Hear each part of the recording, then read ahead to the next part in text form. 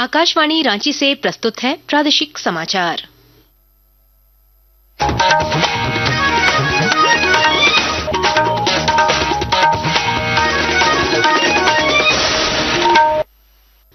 नमस्कार, प्रादेशिक समाचारों के साथ मैं कामिनी। सबसे पहले मुख्य समाचार।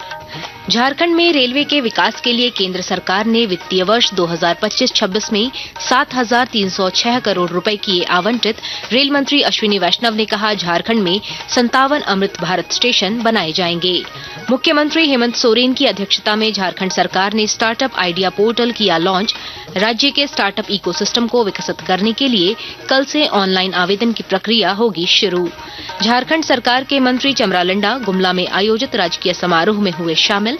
कहा, सिरसीता नाले को आदिवासी तीर्थ स्थल के रूप में किया जाएगा विकसित। आईपीएस अधिकारी अनुराग गुप्ता झारखंड के नए डीजीपी के रूप में हुए नियुक्त। झारखंड के 6 अधिकारियों को आईएएस कैडर में मिली प्रोन्नति। और जैक की मैट्रिक और इंटर की परीक्षा पर संशय, एडमिट कार्ड नहीं हो सके जारी। और अब समाचार विस्तार से। केंद्रीय बजट में आगामी वित्तीय वर्ष 2025-26 के लिए रेल मंत्रालय ने झारखंड को 7,306 करोड़ रुपए आवंटित किए हैं। केंद्रीय रेल मंत्री अश्विनी वैष्णव ने संवाददाता सम्मेलन में जानकारी देते हुए बताया कि झारखंड का 100% विद्युतीकरण हो गया है और पूरे राज्य में 57 अमृत भारत स्टेशन बनाए जाएंगे। झारखंड के लिए इस साल रेलवे बजट में एलोकेशन है 7,306 करोड़ और काम में भी बहुत तेजी आई है। झारखंड में पिछले 10 वर्षों में 1,311 किलोमीटर नए ट्रैक बने हैं, जो कि यूएई जैसे देश का, यूनाइटेड अरब एमिरेट्स जिसमें दुबई भी है, उसका पूरा जो रेलवे नेटवर्क है उससे ज्यादा ये रेलवे ट्रैक्स नए झारखंड में बने। झारखंड 100% इलेक्ट्रीफाई हो गया। 57 स्टेशन नया बनाया जा रहा है अमृत भारत स्टेशन के तहत। रेलवे का इन्वेस्टमेंट है 60,000 करोड़ रुपए का। इस मौके पर रांची रेल मंडल प्रबंधक जसमीत सिंह बिंद्रा ने कहा कि रांची, हटिया और जमशेदपुर स्टेशनों को वर्ल्ड क्लास के रूप में विकसित किया जाएगा।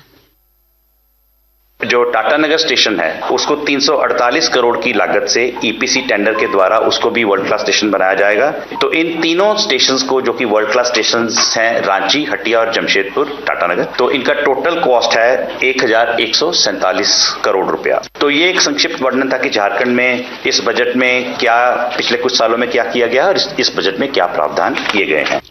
केंद्र सरकार द्वारा झारखंड में रेलवे के विकास के लिए आवंटित हुए बजट पर पेश है एक रिपोर्ट। केंद्रीय बजट में आगामी वित्तीय वर्ष 2025-26 के लिए रेल मंत्रालय द्वारा झारखंड को 7,302 करोड़ रुपए का अंश आवंटन प्राप्त हुआ है।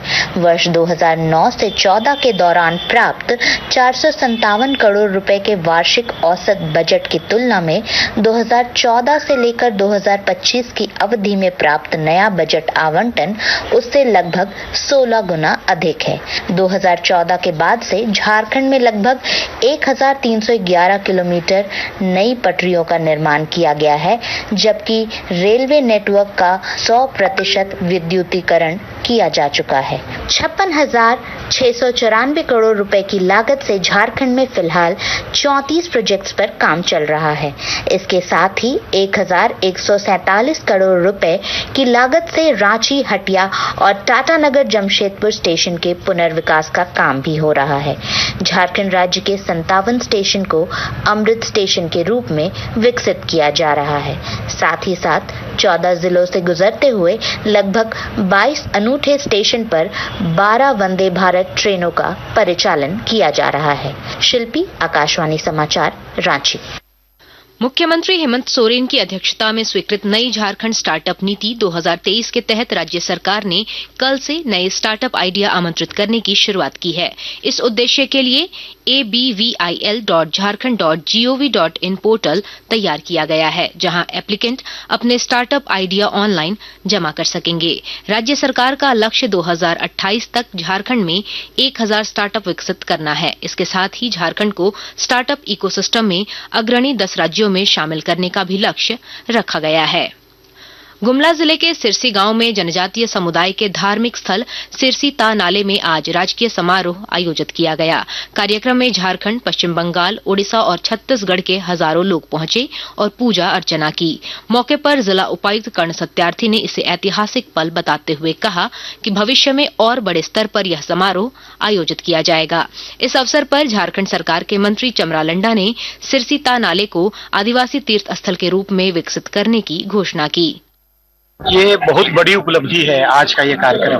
वो पहला कदम है जो आदिवासियों को धार्मिक रूप से उसका आइडेंटिफिकेशन के लिए गवर्नमेंट ने भी इनिशिएट किया है और इतने लोगों ने भी गवाही के तौर पर यहाँ प्रेजेंट हुए हैं। ये बहुत बड़ी दिन है आज के लिए। फ्यूचर में इसका प्रतिफल दिखाई देगा और इसका प्रतिफल आएगा। रांची में विश्व कैंसर दिवस के अवसर पर एनपी और एनसीपी के अंतर्गत झारखंड राज्य में सामान्य कैंसर के व्यापक स्क्रीनिंग कार्यक्रम का आयोजन किया जाएगा, जिसका उद्घाटन स्वास्थ्य मंत्री डॉक्टर इरफान अंसारी कल सुबह 10 बजे रांची के नामकुम स्थित आईपीएच ऑडिटोरियम में करेंगे। यह कार्यक्रम स्वास्थ्य, चिकित्सा, शिक्षा और परिवार कल्याण विभाग की पहल पर आयोजित किया जा रहा है। आकाशवाणी के ताजा तरीन समाचारों के लिए आप हमारी वेबसाइट newsonair.gov.in पर लॉग ऑन कर सकते हैं। ताजा समाचार X handle @AIR news alerts और Facebook page All India Radio News पर भी उपलब्ध है। अब प्रादेशिक समाचार एकांश के X handle @AIR news _Ranchi और फेसबुक, इंस्टाग्राम पेज तथा YouTube channel AIR news Ranchi पर भी हमारे बुलेटिन सुन सकते हैं। प्रादेशिक समाचार आप आकाशवाणी रांची से सुन रहे हैं। आईपीएस अधिकारी अनुराग गुप्ता को झारखंड का नया डीजीपी नियुक्त किया गया है। गृह कारा और आपदा प्रबंधन विभाग ने उनकी नियुक्ति की अधिसूचना जारी की। उनका कार्यकाल 26 जुलाई 2024 से शुरू होकर 2 साल के लिए होगा।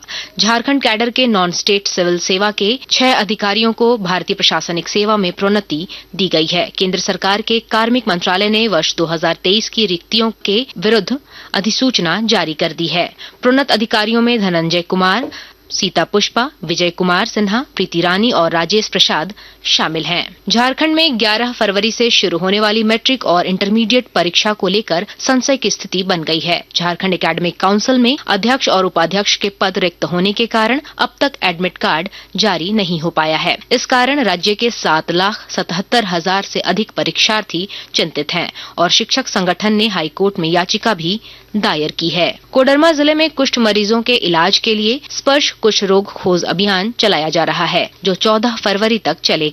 और जानकारी दे रहे हैं हमारे संवाददाता। कोडरमा जिले में 14 फरवरी तक चलेगा स्पर्श कुष्ठ रोग खोज अभियान। इसके तहत 250 गांवों के तकरीबन 55,000 घरों का सर्वे किया जाएगा। इस दौरान लोगों को कुष्ठ के लक्षण, इलाज और इसके रोकथाम के बारे में विस्तार से जानकारी भी दी जाएगी। सदर अस्पताल के उपाधीक्षक डॉक्टर रंजीत कुमार ने बताया कि फिलहाल कोडरमा जिले में 120 कुष्ठ मरीजों का इलाज चल रहा है। पहले चरण में कुल 71 मरीज मिले थे। इसके अलावे वैसे गांवों का सर्वे किया जा रहा है जिनमें पिछले 5-7 वर्षों में कुष्ठ के मरीजों की संख्या लगातार बढ़ रही है। गजेंद्र बिहारी सिन्हा, आकाशवाणी समाचार, कोडरमा। महाकुंभ में आज बसंत पंचमी के अवसर पर तीसरे अमृत स्नान में शाम 4 बजे तक लगभग 2 करोड़ श्रद्धालुओं ने संगम में पवित्र डुबकी लगाई। इधर झारखंड में भी बसंत पंचमी श्रद्धा और उल्लास के साथ मनाई गई। विभिन्न शिक्षण संस्थानों में मां सरस्वती की प्रतिमा स्थापित कर पूजा अर्चना की गई। देवघर में बाबा वैद्यनाथ और दुमका में बासुकीनाथ धाम में भी भक्तों की भारी भीड़ उमड़ी, जहां श्रद्धालुओं ने जलाभिषेक और पूजा अर्चना की। इस अवसर पर मिथिलांचल से हजारों श्रद्धालु बाबा का तिलक चढ़ाने पहुंचे और आज बसंत पंचमी के मौके पर उनका तिलकोत्सव कार्यक्रम संपन्न हुआ। और अंत में मुख्य समाचार एक बार फिर। झारखंड में रेलवे के विकास के लिए केंद्र सरकार ने वित्तीय वर्ष 2025-26 में 7,306 करोड़ रुपए किए आवंटित। रेल मंत्री अश्विनी वैष्णव ने कहा, झारखंड में 57 अमृत भारत स्टेशन बनाए जाएंगे। मुख्यमंत्री हेमंत सोरेन की अध्यक्षता में झारखंड सरकार ने स्टार्टअप आइडिया पोर्टल किया लॉन्च। राज्य के स्टार्टअप इकोसिस्टम को विकसित करने के लिए कल से ऑनलाइन आवेदन की प्रक्रिया होगी शुरू। झारखंड सरकार के मंत्री चमरा लंडा गुमला में आयोजित राजकीय समारोह में हुए शामिल। कहा, सिरसिता नाले को आदिवासी इसे तीर्थ स्थल के रूप में किया जाएगा विकसित। आईपीएस अधिकारी अनुराग गुप्ता झारखंड के नए डीजीपी के रूप में हुए नियुक्त। झारखंड के 6 अधिकारियों को आईएएस कैडर में मिली प्रोन्नति। और जैक की मैट्रिक और इंटर की परीक्षा पर संशय, एडमिट कार्ड नहीं हो सके जारी। इसके साथ ही आकाशवाणी रांची से प्रादेशिक समाचार का ये बुलेटिन समाप्त हुआ। अगला प्रादेशिक समाचार बुलेटिन कल सुबह 8:30 बजे प्रसारित किया जाएगा। नमस्कार।